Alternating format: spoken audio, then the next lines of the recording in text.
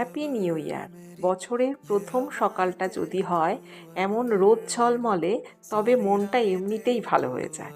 তাই দেরি না করে ছাদে এসে রোদে বসে ব্রেকফাস্ট করলাম। ছাদে এসে এই গ্যাজানিয়া ফুলটার দিকে চোখ আটকে গেল। কি সুন্দর রং, তাই না? প্রকৃতির এই ছোট ছোট উপহারগুলো আমাদের জীবনকে কত সুন্দর করে তোলে। এবার ছাদ থেকে নামলাম, নেমে এই বিছানার চাদরটাকে একটু আজকে পাল্টে দিলাম। বছরের প্রথম দিন ঘরের লুকটা যদি একটু অন্যরকম হয় তাহলে কিন্তু বেশ লাগে। আর ঘরের লুকটা শুধুমাত্র বিছানার যদি চাদরটাকে চেঞ্জ করা যায় তাহলে কিন্তু অনেকটা পরিবর্তন হয়ে যায়, তাই না?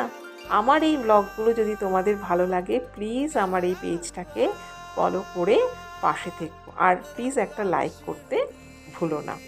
যাই হোক, ছাদ থেকে নেমে ঘরের বিছানার চাদর পাল্টে এবার এই রোদটাকে একটু কাজে লাগালাম। শীতের দিনে আমাদের প্রিয় সঙ্গী কম্বলটাকে রোদে মেলে দিলাম। এরপর নজর দিলাম আমার এই মানি প্ল্যান্ট গাছগুলোর দিকে।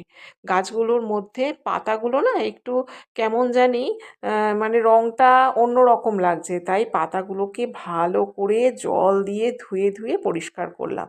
আসলে বাড়ির যখন কাজ হয়েছে তখন ওই সিমেন্টের গুঁড়োগুলো এই পাতার মধ্যে গিয়ে পাতাটাকে কীরকম জানি করে দিয়েছে, তাই আজকে সুন্দর করে সব পাতাগুলোকে পরিষ্কার করলাম, সব ঠিকঠাক করে একটু রোদে দিলাম। এইবার চলে যাচ্ছি আমার রণক্ষেত্রে, তার মানে হচ্ছে রান্নাঘরে। সকালের মূল রান্না তো তোমরা জানোই আগেই হয়ে গেছে।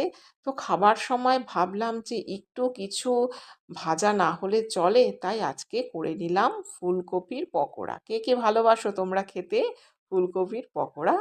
চলো আজকে কি কি রান্না করেছে দেখিয়ে দিই। ভাত, উচ্ছে ভাজা, ফুলকপির পকোড়া, মিক্সড সবজি করেছি একটা, ডাল, আর হলো মাছের ঝোল। কেমন লাগলো আজকের ব্লগ জানাবে কমেন্ট।